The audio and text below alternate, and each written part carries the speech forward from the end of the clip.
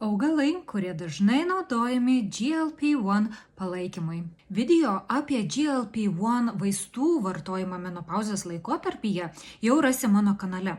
O šiandien noriu pasidalinti apie augalus, kurie tyrimuose rodo potencialą didinti GLP-1 išsiskyrimą arba pagerinti jo veikimą. Tad dažniausiai minimi augaliniai GLP-1 aktyvumą palaikantis ingredientai yra berberinas, karčiųjų melionų ekstraktas, gimnema, ciberžolė, žaliosios arbatos katechinai. Rečiau minimi imbieras, cinamonas, alavijas, juodasis česnakas, barnabos lapai.